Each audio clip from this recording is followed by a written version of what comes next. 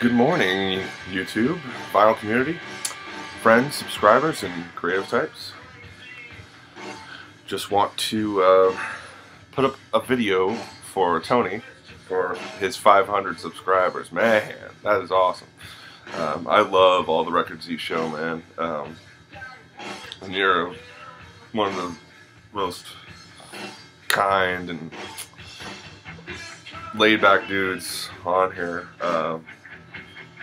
And bless you for staying up late. But this is for his Interesting Tidbits 500 subscriber contest thread thing. Share a couple things today because I've got quite a few interesting tidbits, as you might imagine.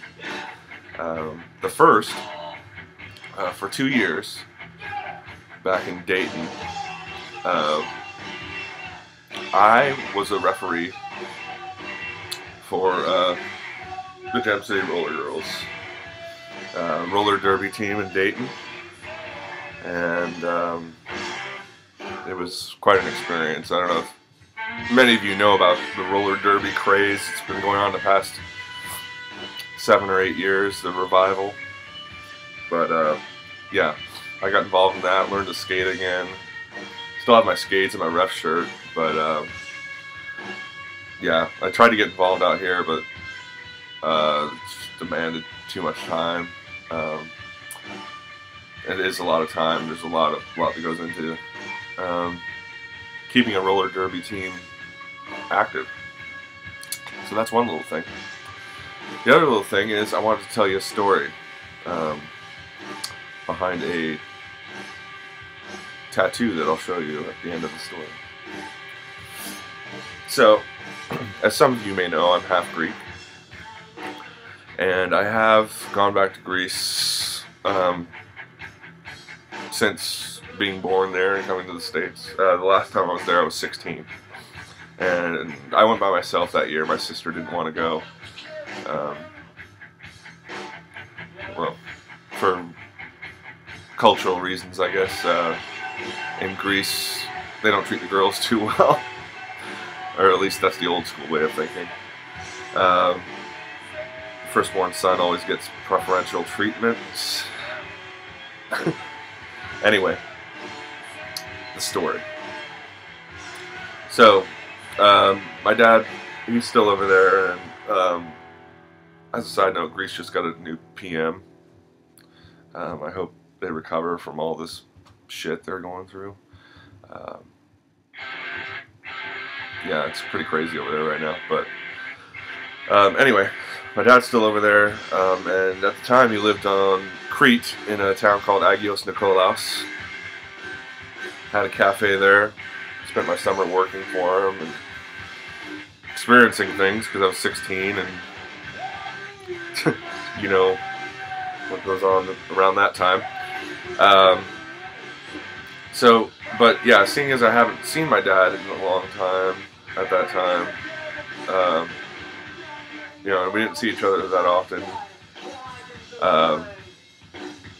He still has had the perception that I was a kid, like a little kid. So he decided to take me to the circus, and it was like a Spanish circus, a real small one. I was like, okay, I'll do this, you know. Whatever, I'm nostalgic, I'll dig on a circus. So he gets there, and we get some really good seats, like right by, it's a one-ring circus, right by the ring. And, you know, typical circus fare, you know, clowns, tightrope walkers, trapeze, things like that. Animals, and all the animals look sickly. So it was kind of sad. So we're sitting there, and all of a sudden, you know, and the ringmaster, she's speaking in Greek the whole time. So I'm just kind of like, you know, I don't speak Greek. Milao ligo Ellenika. But yeah, so I'm just kind of picking up, you know, okay, she's introducing the dogs or the clowns or whatever. And she starts like really getting excited, and the crowd's kind of getting pumped up. And then all of a sudden, all these, you know, the spotlights start like twirling around. the tent, and all of a sudden they converge on me. And I'm like, whoa. So my dad, he nudges me, and he points out there. I'm like, what's going on? And she's gesturing for me to come out. So I go out there, and she starts talking to me, you know, in Greek, and putting the microphone over, and I'm like,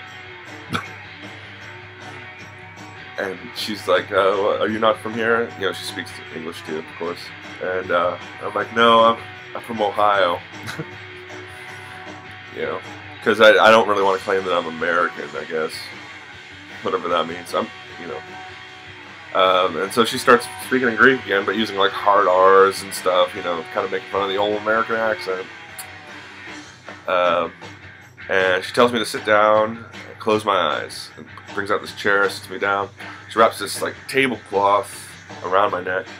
She says, "Keep your eyes tightly closed until I tell you to open them." And I'm like, okay. So I'm sitting there, and I got this tablecloth tied around my neck. And I don't know what's going on.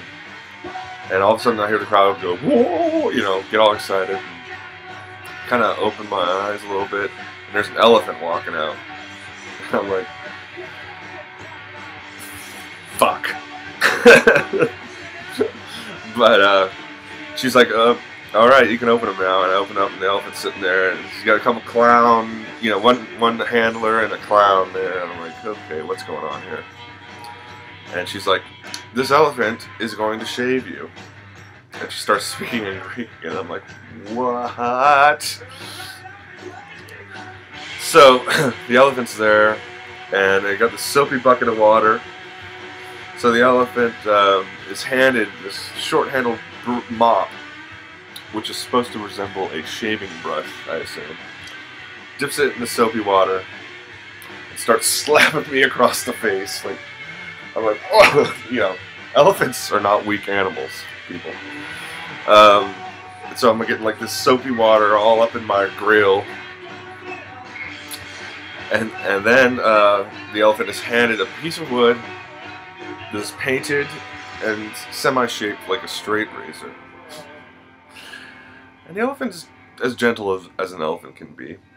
Starts slapping me up and about the head. And I am like, oh God! You know, it's a good thing I was 16. I was resilient, you know. And then finally, she's like, and now it's time to rinse off the excess shaving cream. And the elephant dips its trunk in that same water, lifts it up, and sprays my face. I've got hay, dirty water, elephant mucus all on my head. And I look over and my dad is laughing his ass off. Yeah. It's got, and yeah. So they took me to the clown trailer after that. The clowns are laughing at me. I'm cleaning up. To top it off, on the way back to Agnick, we're riding on my dad. Dad had a moped. We're riding on it. Right as we get into Agnick, the bird shits on my hand. So that was basically one of those moments, one of those interesting tidbits. And I did, years later, probably about 7 or 8 years later, I got a tattoo, and I want to try to show it. Pardon. Okay. I don't know if you guys can see that. It says Baba down here. And it's an elephant, kind of in a Ganesh style, 3 heads. One's got the shaving brush, one's got the razor, and the one over here is spraying water. So I got that tattoo from my dad, because that's pretty much one of the only good memories I have of him. Yeah, so there's an interesting tidbit for you, Tony. And in the background, we're listening to Jesus Lizard. Oh, and I know you're going to draw names and pick and whatever, but between the two records, it's got to be Loud and Wainwright for me. I don't have any of his stuff. I'd love to hear it because Rufus, his son, Rufus Wainwright, I really like his music. So there you go, Tony. Congratulations on 500, man. Here's to 500 more because, yeah, you show some awesome records. And, yeah, and you make videos often enough that I love it, man. You add them to my list. So I'll talk to you soon. And have a great day, everyone.